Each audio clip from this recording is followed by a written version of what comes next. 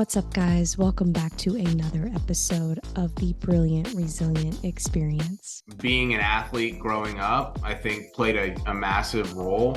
I played college soccer, and so, at any level, I played NAI, but really at any level, if you do that, plus I worked a job and always did an internship for the last 3 years that I was in school, time management, I think, is huge with that. And obviously dedication and motivation and discipline and consistency all tie in there as well.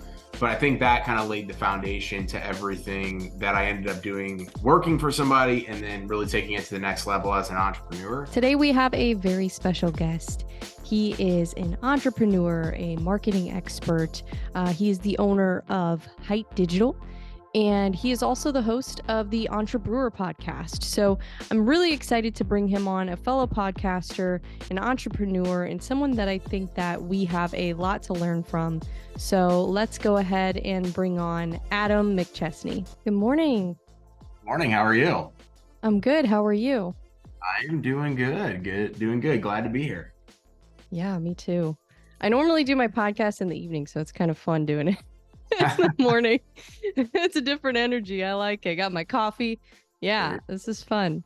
I love it. So you have a podcast too, and one thing I notice about you're really consistent with your content, which I know it seems simple. It's one of those things. It's simple, but it's not easy to do.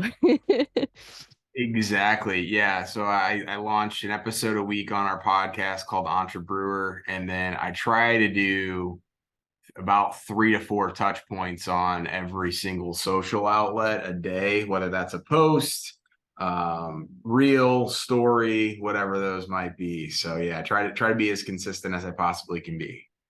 Yeah, that's awesome. And how long have you been doing the podcast? So the podcast, I've been doing it since February of 2022. So about a year and a half. Oh, wow. Okay, awesome. Yeah, because a lot of people quit after, like a certain amount of time, or they'll do like an episode here, an episode there, and then like you don't hear anything about it. And then you see one and it's like, yeah, it's hard to stay consistent, especially, when you have other things going on. And obviously you've got your company and yeah, that's awesome. I love it. I need to watch more of your content, I think, because I think it would probably really help me a lot. There's some good stuff in there I've seen. And you do YouTube too, right?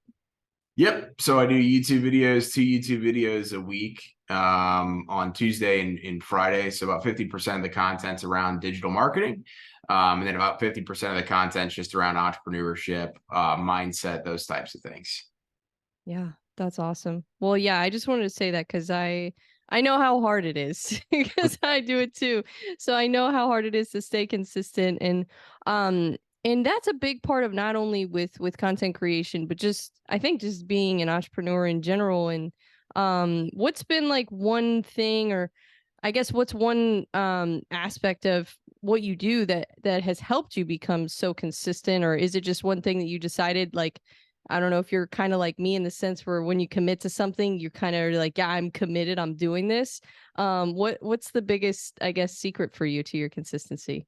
Yeah, that's a great question. I think it's a little bit of that. Like if I'm going to do something, I typically just go all in and do it. There's no other way for me. But I think a lot of it is just like I came from medical device sales, and I did that for about 5 years. It's a very regimented type of position if you want to be successful, right? And so when I transitioned into entrepreneurship, I also started to invest in myself and not only listen to podcasts and start reading books again for about the first time in a decade, but I started going to events where I was around people that just weren't consistent. They were like at a completely different level than anybody I've ever met. And so when you're in those rooms, you basically have like 2 choices. You can, try to hide, which I did that for a little bit, but there was the hiding, and there's the hiding aspect and not doing anything with it. Or there's the, hey, I try to get to know these people and I figure out like what makes them tick and what makes them successful. And success leaves clues, and there's typically a variety of common things that end up being the reasons why those people are successful. And I was like, okay, discipline and mindset come to the forefront of all of that. Absolutely. Yeah, that's one thing too. Like a lot of people ask me, they're like, "How did you learn how to do like YouTube and podcasting and all this stuff?" And I'm like, first of all, I'm not like an expert. So like I just taught myself how to do all this. But what I did was I found people who are already doing it and I was like, okay, maybe they'll help me. Maybe they'll tell me a tidbit here and there. I don't need the whole secret, but you pick up little things. And I think it's really hard to do something that nobody has done by Mhm. yourself unless you found people who have already done it and are doing it well. Yeah. So it's good to find those people because you'll get so many people giving you advice and you never know like who's legit. So you got to find the people that are legit and then just start there and see what they have to say. Cause yeah, I think that's been a big key for me too. And not even just with this, with pretty much everything that I've done is just finding people who are doing it on a high level and taking bits and pieces from what they do. And yeah, I love that. But the other thing I wanted to talk to you about before we get too into the weeds is I want to say congratulations on your new baby. Thank you. That Thank is you. awesome. Yeah, how do you feel about being a dad? A little bit tired, if I'm being honest, but that's to be expected. I mean, I wouldn't change it for anything. He's about three and a Yeah. half. It's coming up on a month at the end of this week, so it's crazy. Somebody told me the other day the days and weeks are long, but the months and years are short. So it's Yeah. it's crazy just looking at like over the weekend. One of the nights he didn't sleep much at all, and then last night, he sleeps pretty good, but those days can sometimes seem like it's just Groundhog Day, where it's the same thing over and over and over again. And you blink, and it's already been almost a month. And so personally, for me, it's given me a newfound why and commitment of like, hey, I don't just have. Although my wife was at the forefront of everything as well, but now it's much bigger than that. There's a human that we're responsible for that can't live on his own. So Yeah. I That's think it kind of crazy. brings everything full circle, and it's everything that we ever wanted and asked for, and he's healthy. So still in the very early going of everything, but it's really good. Thanks for asking. Yeah, well, it's got to give you a little extra motivation too. I feel like I Yes. think that's the case for a lot of people when they become a parent, whether they're a mom or a dad or whatever. Like there's a title fight coming up this weekend. Charles Oliveira was supposed to be in the fight originally. Unfortunately, he got injured. But Mm. I bring that up because that was one thing that they asked him because in the beginning of his career, his fighting career, he had some issues. He had trouble making weight. He had trouble with like getting, just finishing fights got finished early. And, people said he quit, whatever. He had a really rough kind of start to his career. And then he became champion not too long ago. And when people would ask him like kind of what happened, is he had a kid. Mm. He became a dad. And so it's funny. It just, yeah, I feel like it does kind of give you a little bit more of a purpose, I guess. Even though you probably already had a pretty strong purpose, I feel like to begin with, but it definitely adds to it, especially when you have a little miniature you walking around in the world now. That So it that's really does. cool. Yes, that it does. I love it. Well, one thing I kind of wanted to just get a feel for kind of your background, where you how you got started, I think it's really cool what you're doing. So of course I want to pick your brain on a bunch of different things. But I think it's really cool that you just kind of were like, yeah, I'm going to be, an entrepreneur. I'm going to do my own thing, and I love that cuz that's, really kind of what I see myself doing, whether it be now or down the road. That to me at heart, like I'm an entrepreneur and I've just been stuck in a non-entrepreneur shoes for so long. Mhm. So when did you kind of know like, okay, I need to do my own thing. I need to run my own business. I need to be an entrepreneur. When did you kind of figure that out? Yeah, so I look back in my life at like various stages where I'm like, how was my brain wired, and like what was I doing to get me to where I'm at today?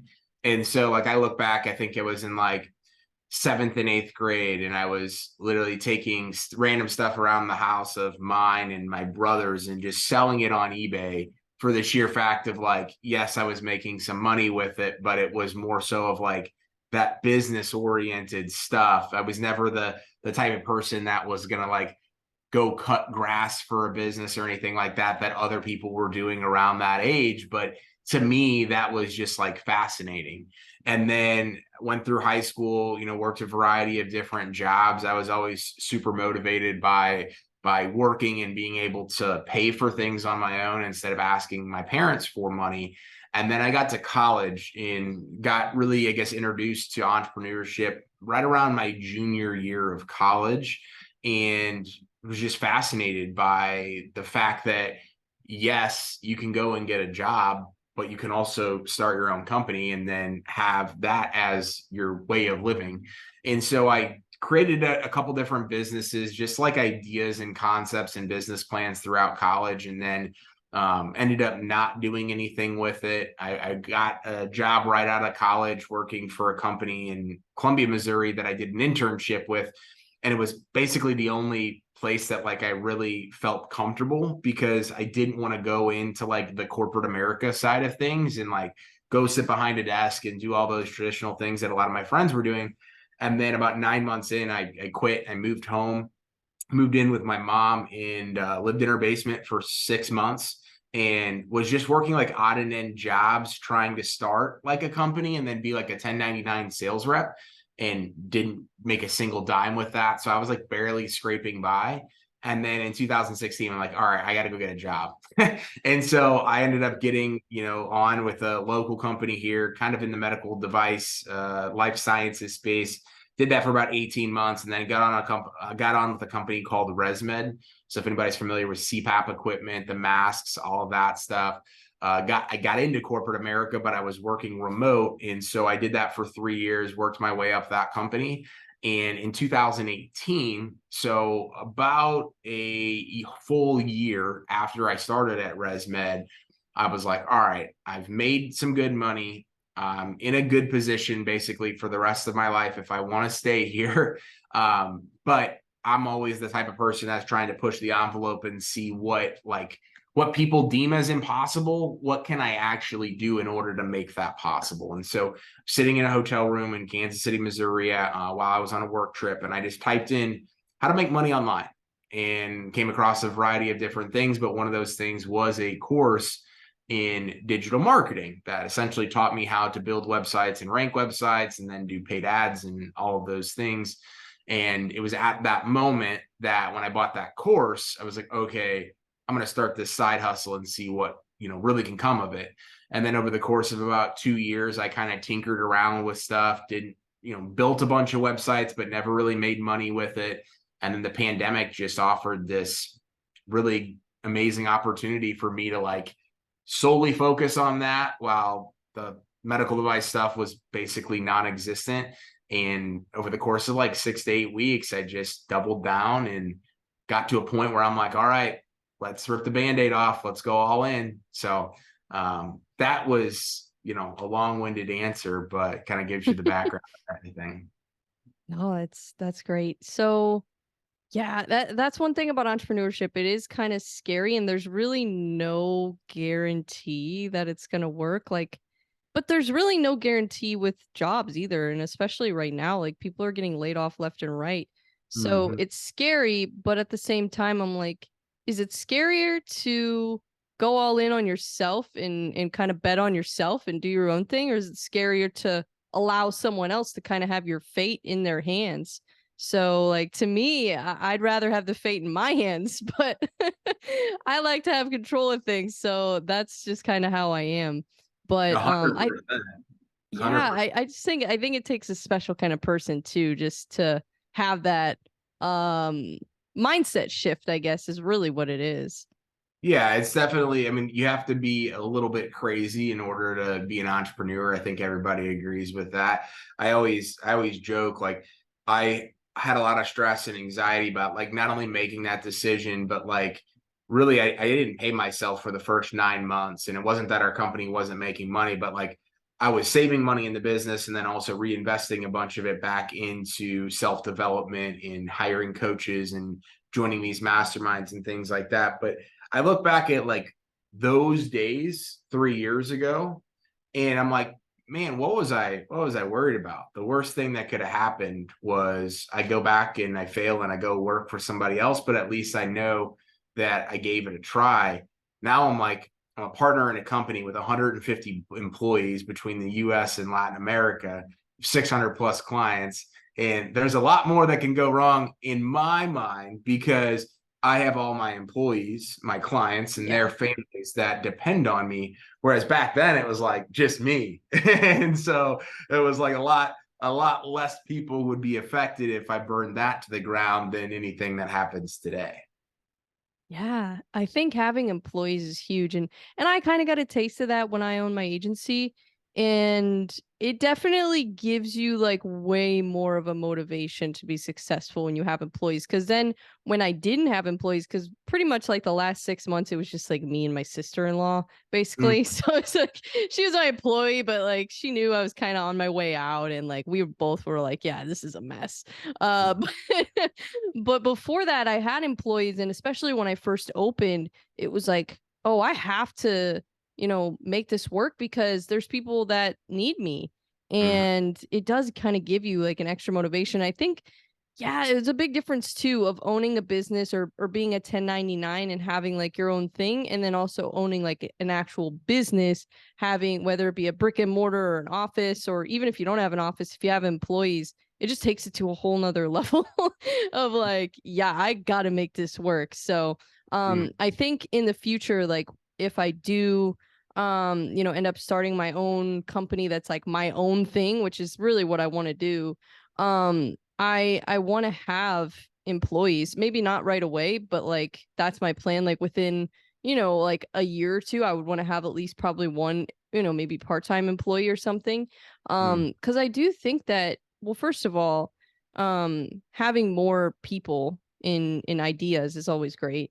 I think it's really hard to win on your own.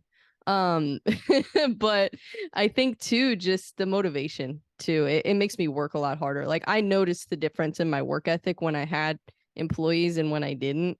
Mhm. And when I had them, it was way higher. And I have a pretty strong work ethic as it is, but it's a lot easier to have lazy days when nobody's watching you Oh than yeah. when you when your employees are looking at like, hey, because they're gonna mimic you. They're gonna work probably not as hard as you do, but if they see that you're not working hard, they're definitely not gonna work hard. Yeah. So I think that's important, and obviously you do. So they probably see that, and it's great to lead from the front too.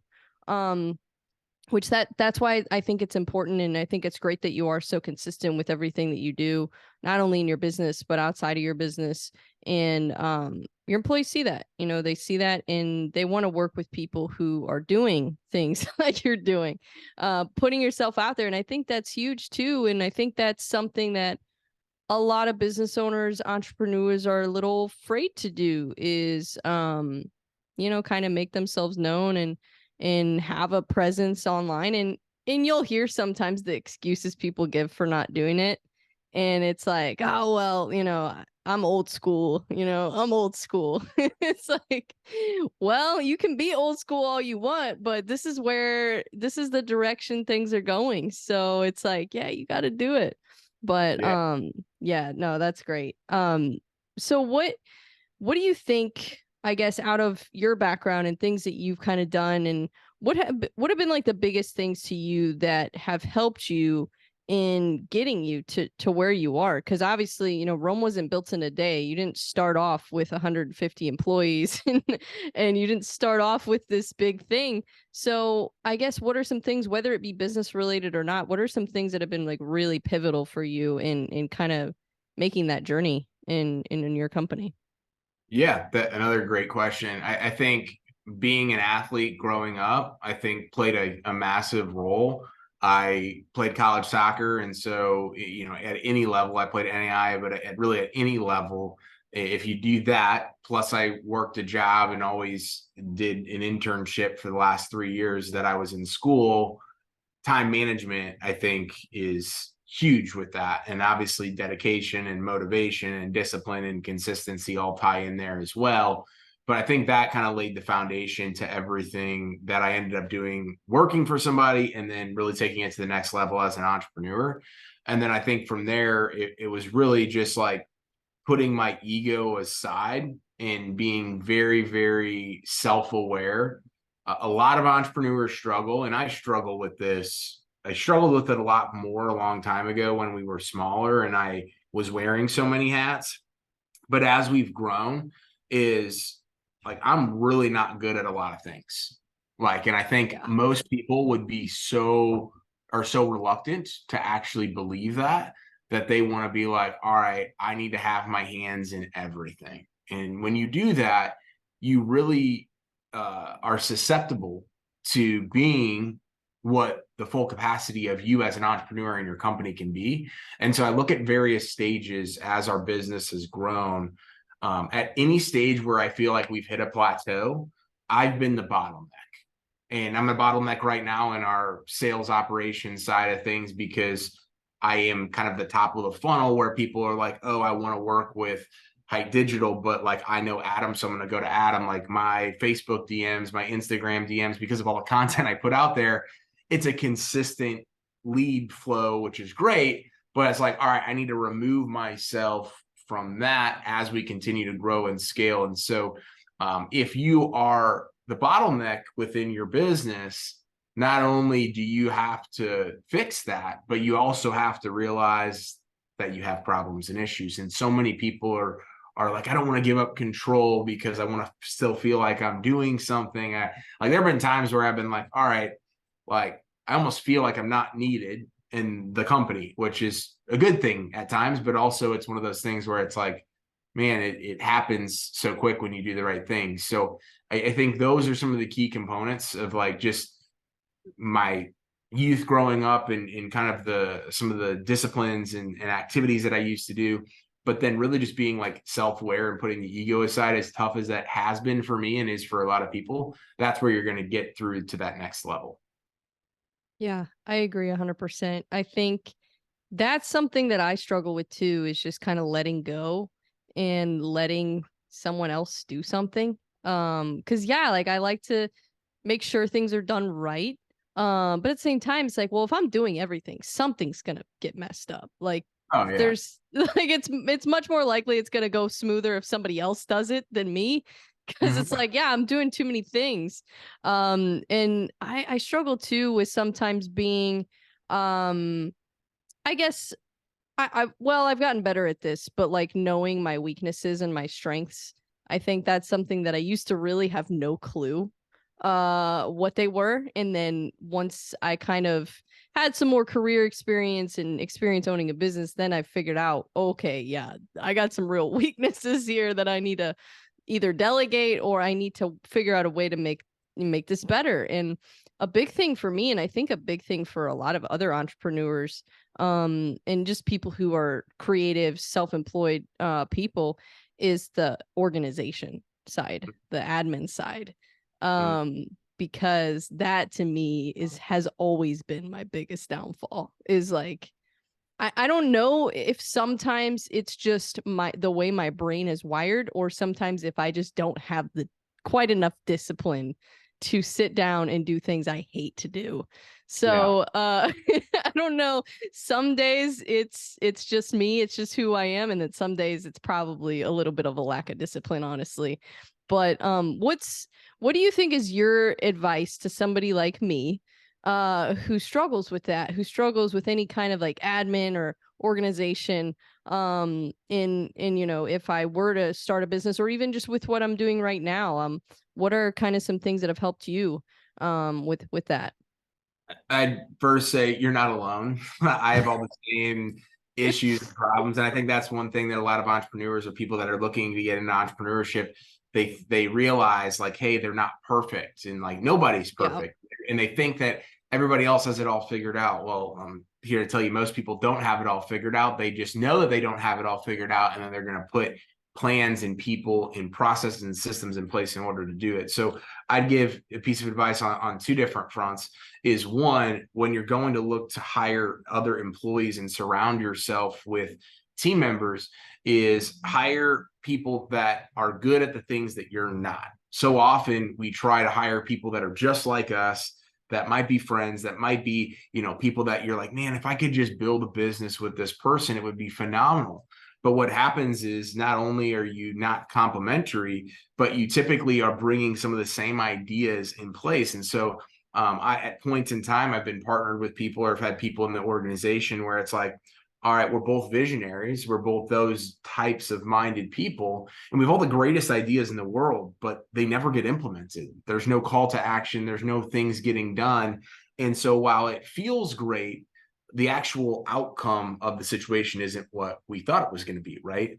Secondarily to that is you have to build these processes and systems in place. And that's a big, big thing that I'm working on right now, to replace yourself. I think oftentimes we think that everybody, they can see it once, or they can hear me talk about it, or they can see me do it, and they just automatically know how to do it. Well, a lot of this stuff is second nature, especially for me, because I've been doing it for so long. And it's also things I love to do day in and day out. Well, if, again, as you mentioned, if we're handing this off to an employee, they're going to work really hard. They're going to try to do their best. They're going to do all those things. But at their best, they're probably going to be about 70, 80, maybe 90% ever what you're going to be able to do as the owner or the entrepreneur within the organization. So you need to spell everything out and basically dumb it down to where a third grader can step into your company and say, okay, this is how Adam does this, and this.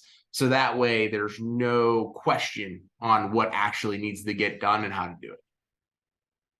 Definitely. Yeah. Well, I'm so glad you said that, because I almost forgot to kind of ask you about that with like systems and processes, because that to me, I feel like was the biggest miss for me with my experience owning a business. And I feel like if I would have figured that out first, and I think I did it backwards. I think I had everything going. I had customers, I had employees, everything from day one, but I didn't have any systems and processes, so it was just a mess. And and so now with me thinking, which is so crazy, and I think that's what makes entrepreneurs so crazy, is like we'll fail at things and then we'll just do it again, just in a different way, and we'll just keep failing until we figure it out. That's kind of what my experience has been. But I think the biggest thing that I want to do is, I want to implement and figure out those systems and processes before, I actually really dive in and start, going all in, hiring employees and doing all that stuff, is really nailing down those systems and processes, because that is the biggest way to really scale anything. It's really hard to scale something when you're the only person that knows how to do it and you're the only person that can do it. And I think that's a problem that a lot of people run into. So I'm really glad that you said that. As far as like leadership goes, I think that's another important piece to not only, and there might be, some business owners listening, there might be fighters listening. I got all kinds of people that listen to my stuff. So, but one thing I was thinking too is like, not even just with business owners, but also coaches, like in martial arts and in other sports, is leadership is huge. So I wanted to ask you, pick your brain a little bit on leadership. What do you think obviously we talked about leading from the front. We talked about, developing systems and processes. I think too, another thing is just kind of realizing that you can't want it more than they do, whether that be your employees or your athletes or whatever. I think that's a big thing too, is like you cannot want it more than they do. But what do you think are some big things that you've learned about leadership, or things that have really resonated with you in your business? Yeah, so leadership is something that like I've always tried to do by leading, like you mentioned, like leading from the front and leading by example. But that only gets you so far. And so I've been, successful, I would consider, as a leader or a manager of people by doing that. But you reach a plateau, kind of like a breaking point, when you can't lead other ways. And so I'm a very emotional person because it's my business and I get tied to that emotion of like, treat this business like it's your own type of thing. And that's just never going to happen.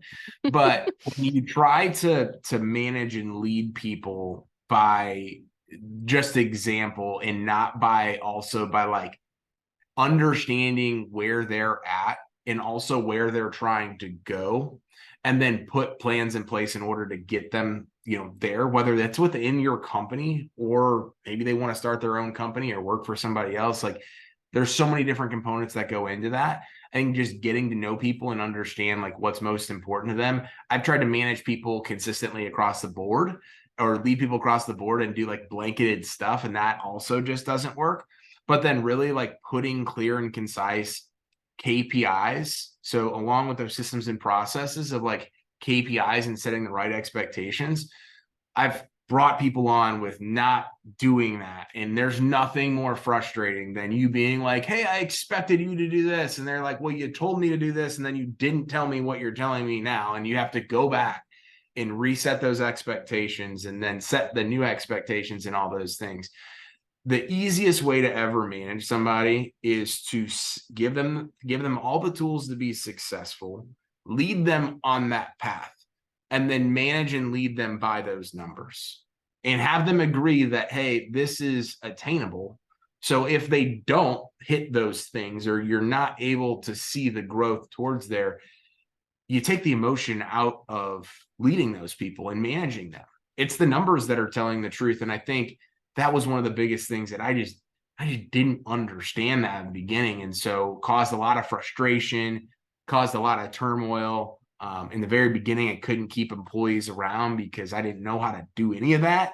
And so over time, you evolutionize those things. But I also try to think back to, as tough as this is, it's like, well, would I be successful as an employee working for me? And do they really have all the tools do they really have all the information to be successful? Sometimes yes, but a lot of times you're like, man, I probably could have also done this and I could have also done that. So it's a never evolving situation. Yeah, I agree. Yeah, sometimes it's easy to just be like, oh, well, I don't understand why these employees don't do that. And then it's like, well, yeah, you haven't led them. So that's Yeah. kind of the problem. And that's something I definitely struggled with. Well, and I kind of I wasn't really prepared to manage employees, but I was required to have employees.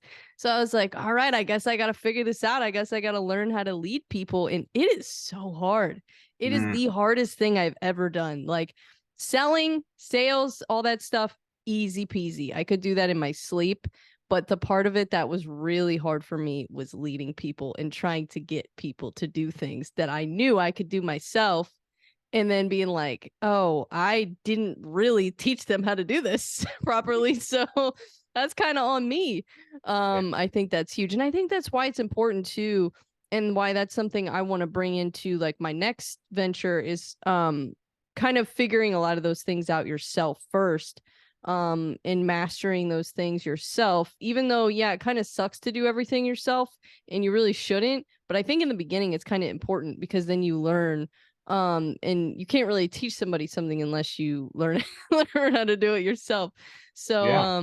yeah, it's tough. But another thing I noticed about you is, and there's so many, I know so many business owners and I've met so many over the years. And of course, there's like the millionaire, billionaire, big time business owners, Warren Buffett's of the world, and those people. Um, and I noticed that we're kind of seeing more now, I feel like, but it used to kind of be not as common, is a lot of business owners didn't always really have, I guess, like the healthiest lifestyle, the best lifestyle. And I know in sales too, that's definitely the case. Like when I was selling cars, I was eating like my lunch out of the vending machine. I had like 2 energy drinks a day. Like it was horrible. Like my health was in shambles. But luckily I was young, so it didn't matter. I was like 20. So it was like, it didn't matter what I did. But then now looking back, I'm like, oh my gosh, if I ate like that now, or if I, lived that kind of lifestyle now, oh my gosh, like I can't even believe I did that. Mm, So that's something I notice about you, is that you take your health and fitness very seriously. And I think that's great. And I think that's something that, yeah, like I missed back in the day when I was kind of in sales, and something that a lot of other salespeople, business owners, entrepreneurs kind of miss sometimes, because yeah, like you have so much going on. You have so much that you're responsible for. You don't want to miss a second of any day because you're like, oh, I might miss a deal. And so you try to capitalize on every moment of the day. And sometimes by doing that, you skip things that are really important, like going to the gym and taking the time to meal prep and take care of your body. Mhm. How important do you think that is with not only your health, but kind of translating to your business too? Yeah, I mean, it's essential. And I'll be the first to say, like, I'm very, very consistent and disciplined across the board. Health and fitness is one that I've gone on like an up and down roller coaster with over the last couple of years, because essentially took about a decade off after graduating college of like not really focusing on a lot of those things. And so I've done, health challenges and fitness challenges and all of those types of things. And especially right now with the baby and having an inconsistent sleep schedule and all that stuff, I'm trying to figure out my new routine and my new normal and all those things. But I will tell you that when I have those things and when those things are firing on all cylinders, there is a night and day difference to how I show up on every single activity throughout the day. And so I used to have that same mindset that you talked about. Like, man, I cannot sacrifice this hour or hour and a half of my day because I need to catch up on work, or I need to be at my phone and calling and emailing and catching up on everything. The immediate impact for your health and fitness of just like, hey, I'm going to do this today instead of doing that, it's not going to be as sexy or as an immediate of instant gratification as if you close that other deal.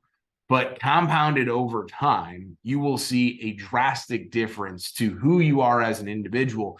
And it also exudes confidence, right? So when you go and you work out, if you work out in the morning before heading into work, you are already confident that, like, I just tackled one of the toughest things that I needed to do before my day actually got started. I see the book Can't Hurt Me behind you by David Goggins. I've read that a couple times.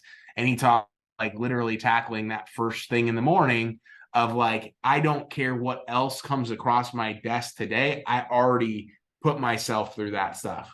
So there's a mindset, there's a confidence, there's all of those things that compound in addition to all the benefits on the health and fitness side. Yeah, definitely. I think it's essential for me. And it doesn't have to be, I think that's the problem. I think entrepreneurs are so like all in type of people that it's like they think they have to work out every day for like 2 hours a day and that's it. And it's like, no, actually you can do 2 to 3 days a week. And that's honestly, it's better than nothing, first of all. Better Yeah. than nothing. Sometimes if I'm really busy and 2 3 days a week is all I can do, then so be it. But I think it still makes a huge difference, especially with my confidence. I Mm-hmm. notice a night and day difference in my confidence when I do go to the gym and when I don't. Mm-hmm. And it's like it's easier to sell, it's easier to just do everything, I think. When you have just, it's just a little extra boost. And especially for people like me, or just entrepreneurs in general, people that might be a little ADHD, Mm-hmm. I think it helps a lot with that too. I think it helps a lot with that. But yeah, I wanted to pick your brain on that a little bit, because I do think it's something that is very, very important. Um, yeah, even if you don't do a lot, I think it still makes a huge, even if you just take a walk every day. Like there's some days, I'll just take a walk. And then I'll lift weights maybe 2 3 days a week and go to boxing class or whatever.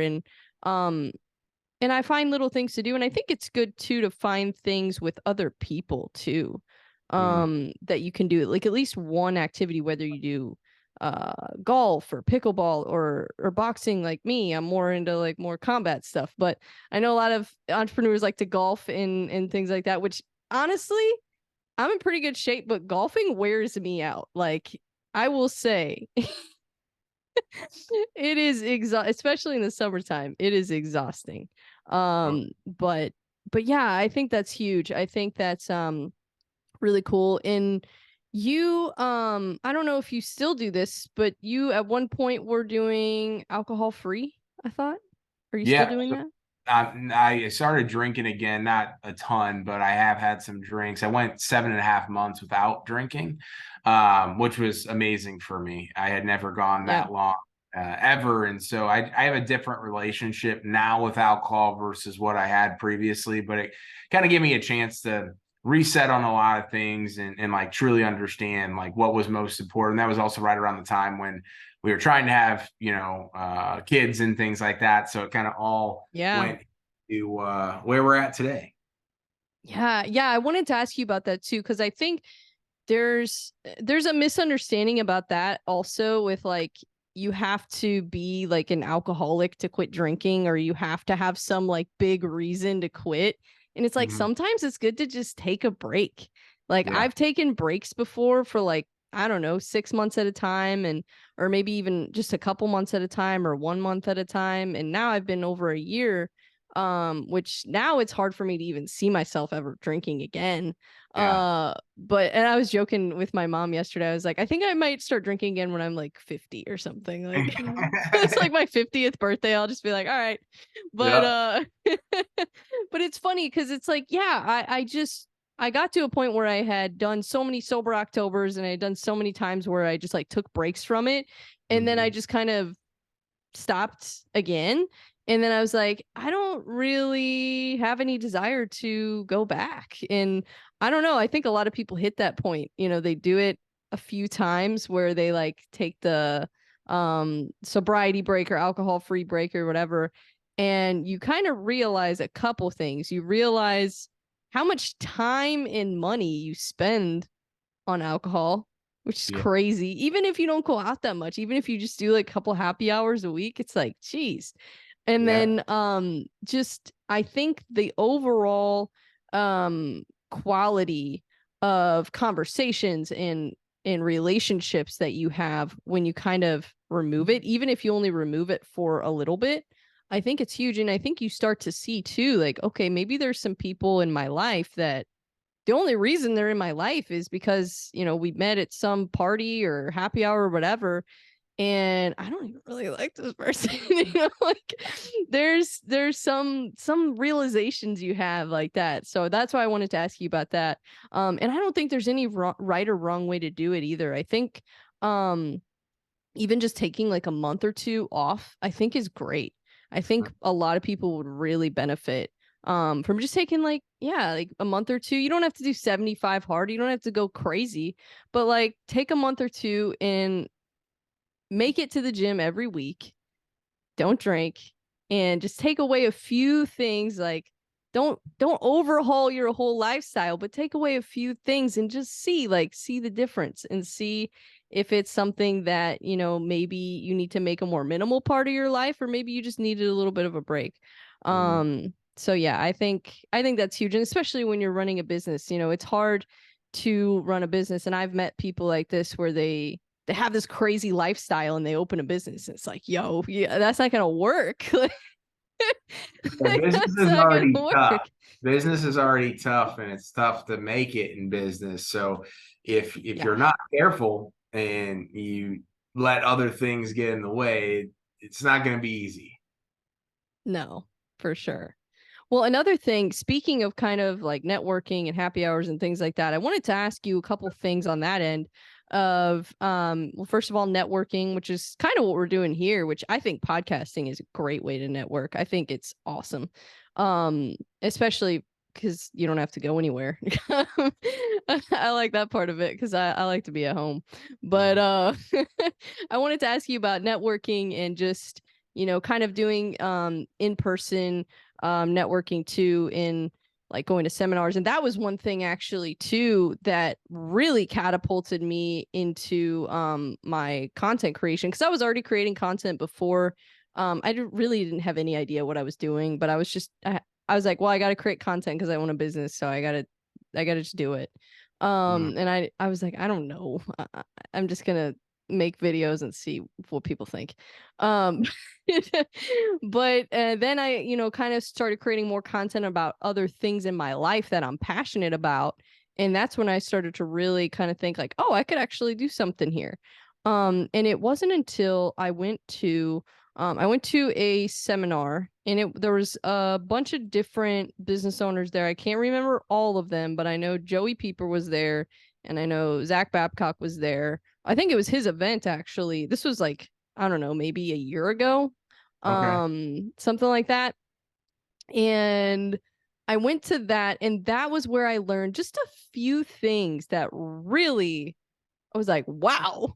Like I didn't know that. And that made everything so much easier. Like just little things I picked up on, like with not only content creation, but also just branding in general, and kind of creating, your own content, creating your own brand and applying it to whatever, your avenue is. Whether for me, I've got all kinds of different avenues I'm in, mostly MMA, but it's really helpful, I think, to have kind of a hands-on experience, and network with other people too that have done it and are doing it, and doing it on a high level. So how important do you think that is in business, is just finding other people who are, and we kind of talked about this earlier, but finding other people who are, first of all, doing what it is you want to do, or what you are already doing, but they're doing it better.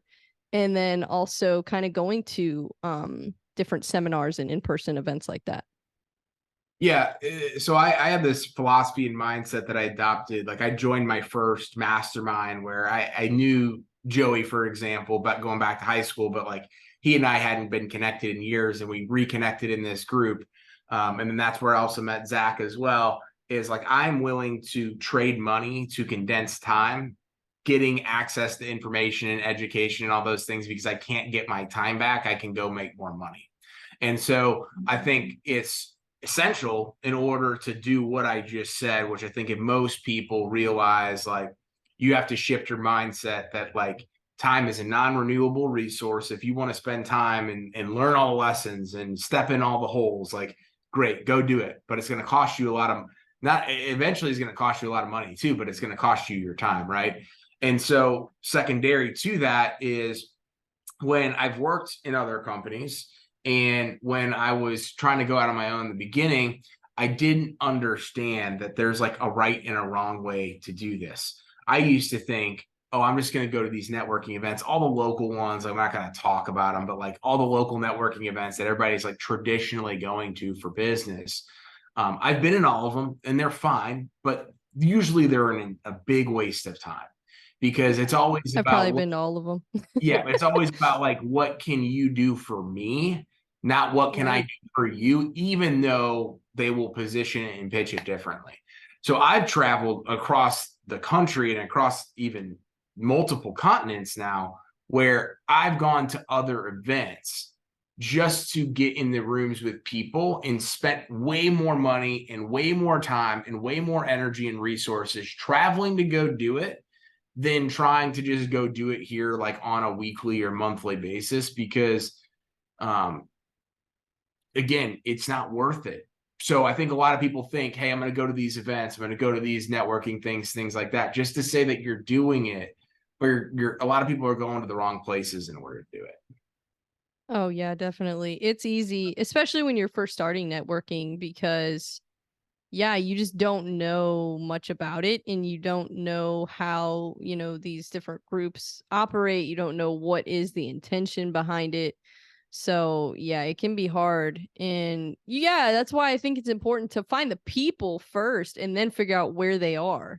Yeah. Like, okay, this is what's his name. I really like what he's doing. What groups is he in? I'm going to go see, I'm going to go to one of their events. And that's something I really want to do more of this coming year, is start doing start going to seminars and events and stuff more. And I've never really, I mean, like with companies I've been with, I've traveled to go to events, but I've never done it like on my own. Mm. I've always just gone to local events on my own. So I think that's something too that I need to kind of think a little bit more outside my comfort zone with, is kind of traveling. Cause yeah, I mean, there's a lot of great people in St. Louis, but gosh, there's a really lot of great people outside of St. Louis and people that I really could learn a lot from.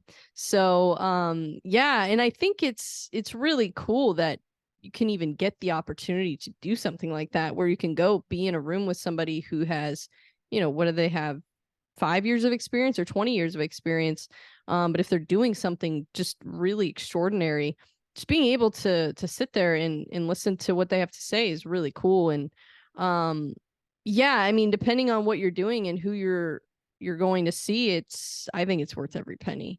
Because there were just like some little things too, like that Joey taught us and that he showed me, and I was like, wow, just like just little things that made such a huge difference, and probably saved me so much time and frustration. Yeah. So I think, yeah, it's like, okay, yeah, what you're doing a little bit, but it's like there's other people that know how what they're doing a lot better. And I think realizing that is huge. That there's a lot of people to learn from out there, and they're willing to teach it. So it's like, yeah, they're willing to kind of give you their secrets. And I think that's huge, because you're not going to get that from their content. You're not going to get that from sending them a message. You're only going to get that really from being in person. Mm. um so that's huge. Shifting gears a little bit, kind of wanted to pick your brain on some, I guess, marketing things. Do you watch MMA at all? I don't think I even asked you. Not a whole lot. I used to a lot more. A couple of my friends do, and I've watched some stuff here and there, but not a So ton. you have watched it, because there's Oh, some people I yes. know, like they Yeah. won't watch it, like they're Oh too no, scared of the blood. I definitely watched it. Yeah, well, I think it's important. Marketing, whether you're a fighter, you're a coach, you own a gym, you own a promotion, marketing in MMA is huge. And especially as the sport continues to grow, I think marketing is going to become more and more important, because, and I don't know how much you pay attention to combat sports, but right now we have just a very pivotal time, I feel like, in mixed martial art, well, and combat sports in general, really, because we've got influencer boxing is now becoming a thing. I don't know, did you watch the Logan Paul fight? I did, yeah. I figured you probably at least watched that. Yeah. Yeah, it seemed like everybody watched it.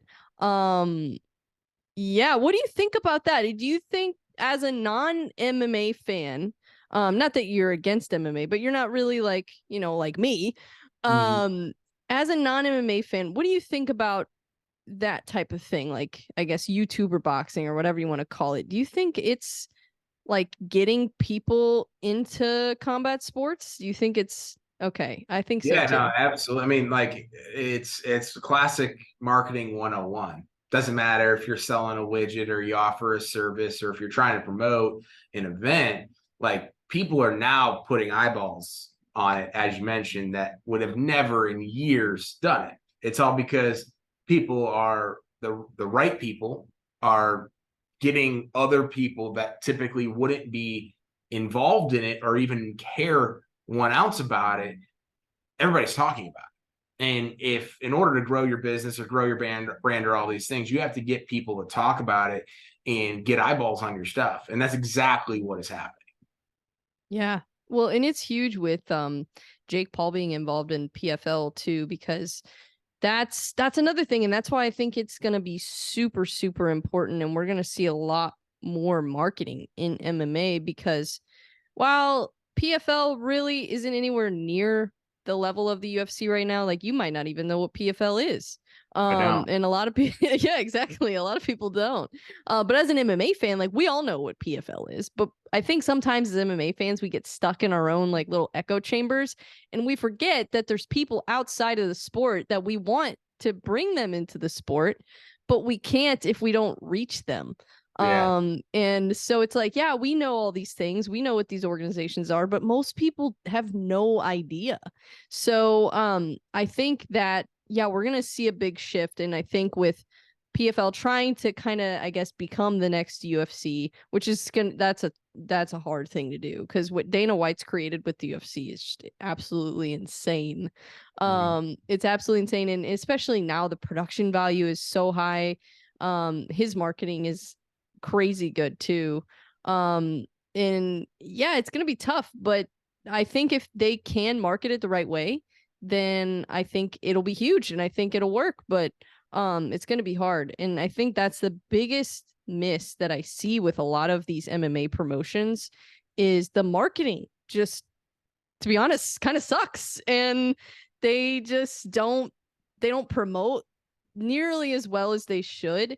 And I don't know if it's because they don't know how, or because they don't have the right people, or because they just don't care. I don't know what it is, but I see so many of these MMA promotions that just, yeah, they just really don't know how to market and promote their shows.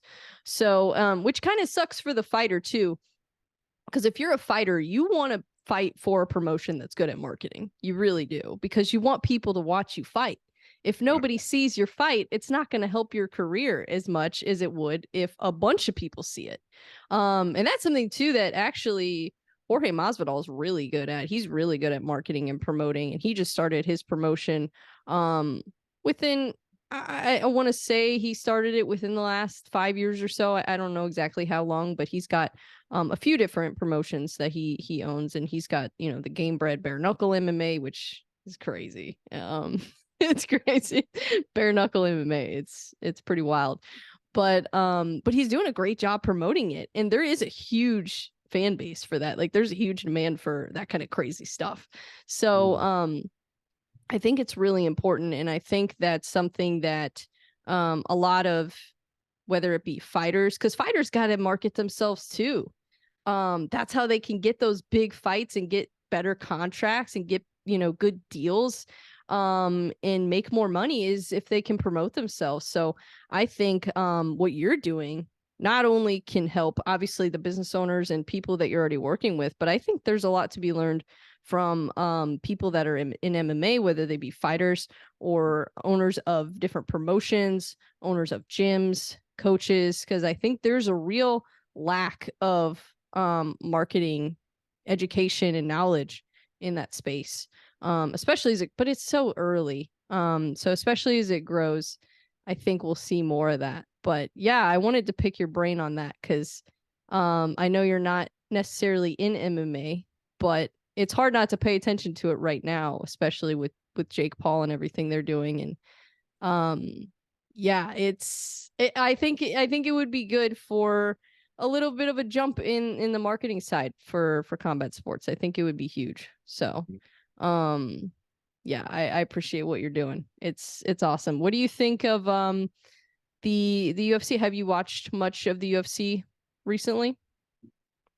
I haven't. I mean, I see it. I mean, I see a ton of like replays and highlights and all this stuff, and people just talk about it all over social media. But I think it goes kind of hand in hand with what you were talking about. Is you have to also, as the fighter, create a personal brand and Yep. that influencer type stuff. Because I tell people all the time, like I have a very, very loyal and supportive following where if I stay in digital marketing or I go and sell insurance, like it doesn't matter what I do, people are going to follow. No different than as an MMA fighter, you go do this, you go do that, you go do all these things. If you solely focus on other people promoting you, which will help, and you're not promoting yourself, you're leaving a lot on the table. 100%. I'm really glad you said that. I think that even a lot of fighters would benefit from like a lot of your content on personal branding and stuff like that. So yeah, check out Adam McChesney on YouTube if you need some help with your personal branding market. I'm gonna go watch some now too, because I need help too. I mean, I'd like to think that I know a little bit of what I'm doing, and like I feel like with my reels and stuff like that, I feel like I've kind of figured that out a little bit more over time, and it's taken time. But still, I mean, I need to, there's still so much more that I have to learn, and I can grow so much faster and better if I have, you know, those little pieces of knowledge and little things to help me. So yeah, like I said, I really appreciate what you're doing. I wanted to kind of close off with just whatever you think is your biggest piece of advice, whether it be to an entrepreneur or somebody who's kind of creating their own brand, or someone who just wants to do their own thing, like somebody like me who honestly, like I just know that I am meant to work for myself, and I know that being an employee is not my future. Uh and I think there's a lot of people out there that are kind of in the same boat, especially right now with a lot of people getting laid off, and like me, kind of the industry I was in, it sort of collapsed a little bit. I mean, not completely, but the PNC market just went absolutely, to hell. So there's a lot of people right now that are kind of like redirectioning themselves and trying to figure like, what the heck am I going to do? Should I go all in on myself and do something a little crazy? I think there's a lot of people out there. So what's your biggest piece of advice, I guess, to aspiring entrepreneurs or people who are looking to really kind of start their personal brand, or just kind of do their own thing? Yeah, I mean, I would say two things is one, don't overthink it. And then second, just get started. I think a lot of times we spend all these times, figuring out, well, what are all the possible scenarios? Like the possible scenario is really three things. You continue on the path that you're doing, not loving it, doing all of those things. You're in the same spot next year or whatever time frame you're looking at because you didn't take the chance. The second one is you take the chance and then you end up not panning out and you have to go back and work for somebody else and start over again. Great. Okay. You're kind of still where you're at right now on a different scale. And then third is it ends up working out. So those options, I mean, for me, it's like, okay, obviously everybody's scenario is going to be a little bit different. There's going to be a little bit of different circumstances and things to consider and things like that, but don't overthink it and just get started. 100%. Yeah, you just got to start. Like it's crazy the things that I've been able to do and create because I was just like, whatever, I'm just gonna do it. Like I'm not gonna think about it too much. I just need to start. Just need to do it, because you can't really start that learning process until you just kind of start doing it and failing a little bit. And I think that I'm a big believer. I've got a book over there by John Maxwell, Failing Forward. That's one of my biggest things is I do believe that 100%. Like failing forward is such a huge thing that it's uncomfortable and it's hard, but if you can get okay with failing at things, I think you progress a lot faster than if you're just trying to be perfect and great at everything before you really start. And it's hard too, because like especially with like people who want to start creating content and doing podcasts and stuff like this, because you're kind of like failing publicly, like you're learning as you go and people are watching you kind of fail. And so that can even have another layer of difficulty to it. And it's in like fighters too, like they fail publicly all the time. I mean, they have thousands of people watching them get knocked out. And that can be tough, because not only did you not do what you set out to do, but then you also have a bunch of people who saw, that you didn't get the result you wanted.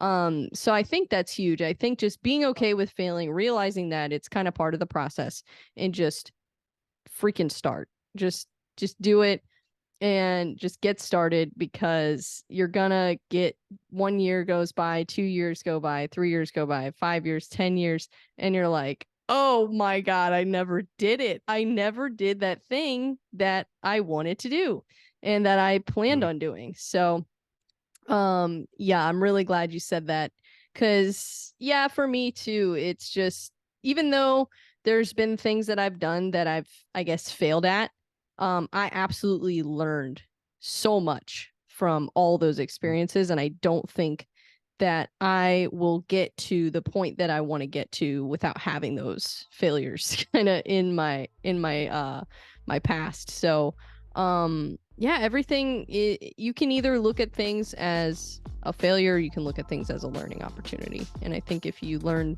to switch that mindset around and look at things as a learning opportunity, then you're going to get where you want to go a lot faster. So that's awesome. Well, is there anything else?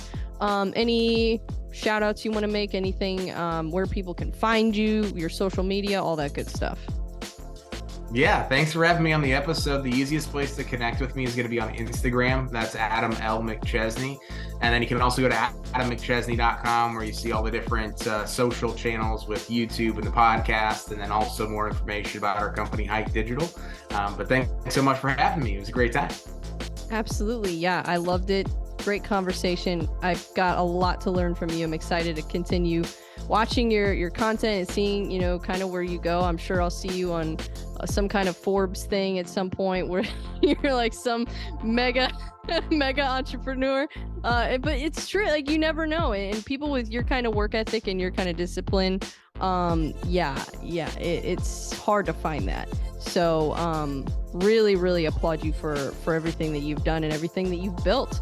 It's really cool, and I'm really honored to have you on and got to pick your brain for an hour. I appreciate it. Of course. Thank you so much. Awesome. Well, you have a great rest of your day, and I will talk to you again soon, my friend.